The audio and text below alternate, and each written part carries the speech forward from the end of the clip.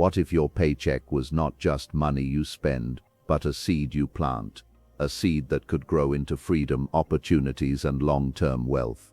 Most people see their salary as an endpoint. It arrives, it disappears, and they wait for the next one. But what if that same paycheck could become the starting point of your financial independence? Today I want you to think differently, because the truth is, wealth is not built by how much you earn, it is built by how you manage what you earn.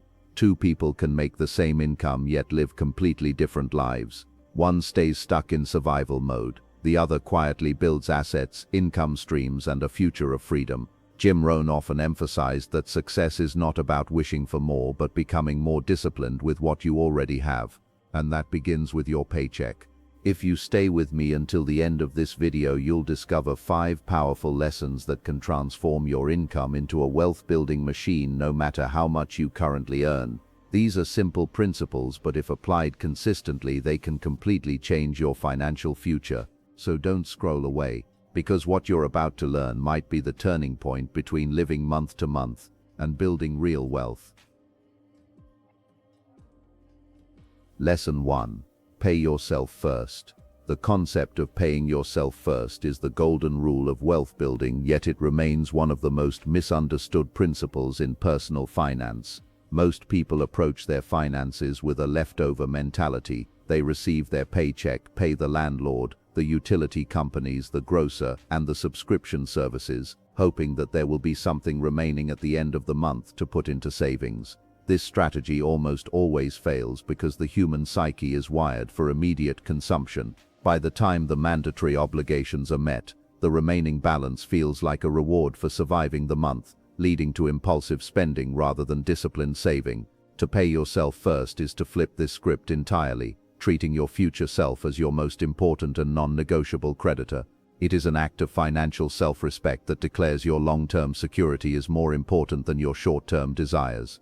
When you automate a transfer of at least 10% of your gross income into a brokerage or savings account the moment your salary hits, you are effectively removing the burden of willpower from the equation. Psychology tells us that we tend to adapt our lifestyle to the amount of money visible in our primary checking account, a phenomenon known as Parkinson's law.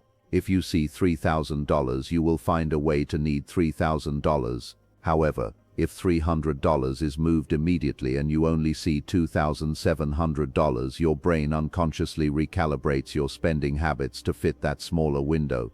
This forced scarcity is the secret weapon of the wealthy.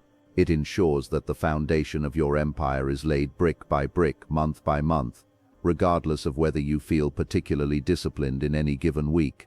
Over time, this consistent habit builds a psychological momentum that transforms saving from a chore into a source of immense pride and security. The long-term mathematical implications of this lesson are staggering when paired with the power of compound interest. A small, consistent contribution made in your 20s or 30s is worth significantly more than a massive contribution made in your 50s, because time is the greatest multiplier in the financial universe. By paying yourself first, you are buying time, the only asset that cannot be replenished. This 10% isn't just money, it is a seed that, when planted in productive soil like index funds or real estate, eventually grows into a forest that provides shade and fruit for the rest of your life. Without this primary habit, you are essentially a tenant in your own life, working solely to enrich everyone else, the bank, the retail stores, and the service providers, while leaving nothing for the person who actually did the work, you. Furthermore, paying yourself first creates a psychological buffer that changes your relationship with risk and opportunity. When you have a growing pile of capital that is exclusively yours, you no longer operate from a place of desperation. You can negotiate better at work. You can weather an unexpected medical bill without leaning on high-interest credit. And you can jump on investment opportunities that others have to pass up because they are living paycheck to paycheck.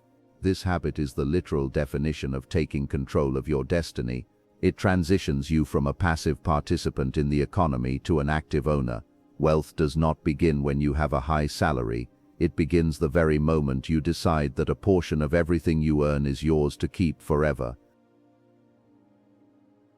Lesson 2. Control your expenses. The silent killer of many high-earning careers is a phenomenon known as lifestyle creep. This is the gradual and often unconscious increase in spending that accompanies a rise in income. When an individual receives a promotion or a bonus, the immediate impulse is to upgrade: a nicer car, a larger apartment, more frequent dining at expensive restaurants, or high-end designer goods. The tragedy of lifestyle creep is that it keeps you on a treadmill of perpetual labor. Despite earning twice as much as you did 5 years ago, you may find yourself with the same or even less net savings. Controlling your expenses is not about living a life of deprivation or pinching pennies to the point of misery. It is about the intentional and surgical management of your capital to ensure your outflows never outpace your vision for the future. True financial freedom is found in the gap between what you earn and what you spend. The wider that gap, the faster you achieve independence. To control expenses effectively, one must distinguish between necessary costs and performative costs. Performative costs are those incurred primarily to signal status to others: buying a luxury vehicle on credit or maintaining a membership at a club you rarely visit. These expenses provide a fleeting dopamine hit but act as a heavy anchor on your wealth-building journey. Discipline in this area requires a shift in mindset, valuing the freedom that money provides over the status that spending money displays. When you stop trying to impress people who aren't even paying attention, you suddenly find yourself with a surplus of capital that can be used to buy your freedom. One of the most effective strategies for controlling expenses is to implement a buffer period for all non-essential purchases. Before buying a new gadget or an expensive piece of clothing, wait 48 to 72 hours. This allows the initial emotional surge of want to subside, enabling your rational mind to evaluate whether the purchase adds genuine value to your life. Additional, auditing your recurring expenses. The small $10 to $50 monthly subscriptions that leak out of your account unnoticed can reveal hundreds or even thousands of dollars in annual waste. These micro-leaks are often the reason why people feel they don't have enough to save. By tightening these valves, you ensure that your hard-earned money is being directed toward your highest priorities rather than being dissipated by corporate marketing tactics. Ultimately, discipline creates freedom. If you can live comfortably on 70% of your income while your peers are spending 100% or 110% using debt, you are the one who is truly wealthy. You have the freedom to quit a toxic job, the freedom to travel, and the freedom to sleep peacefully at night. A high income with high expenses is simply a high-pressure cage. By mastering the art of frugal living, not as a means of suffering but as a means of efficiency, you become the master of your money rather than its servant. You realize that happiness is rarely found in the accumulation of things, but rather in the accumulation of options. Controlling your expenses is the primary mechanism by which you manufacture those options, giving you the power to design a life that is rich in experience rather than just cluttered with possessions. Lesson 3. Turn income into assets. Income is the fuel for your financial engine, but assets are the engine itself.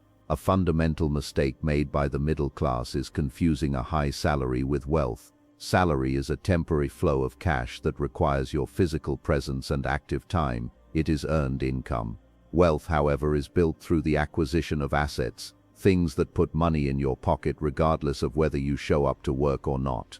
To move from a state of labor to a state of ownership, you must become an aggressive collector of income-producing assets. This shift requires you to view every dollar not as a piece of paper to be traded for a burger or a pair of shoes, but as a money soldier that can be sent out to capture more dollars and bring them back to you.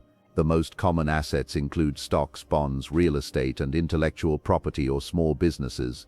When you buy a share of a profitable company, you are essentially hiring the world's best CEOs and thousands of employees to work for you. When you invest in a rental property, you are creating a system where someone else's labor pays for your equity. This is the essence of making your money work for you. The goal is to reach a tipping point where the income generated by your assets covers your living expenses. At that moment, work becomes optional. This is the definition of financial independence. Until you own assets, you are merely trading your limited life force for currency, a trade that becomes increasingly unfavorable as you age and your energy declines. Redirecting your paycheck into assets requires a long-term perspective that rejects the lure of instant gratification. It means choosing to buy a dividend-paying stock instead of a new television, or investing in a course to start a side business instead of a lavish vacation.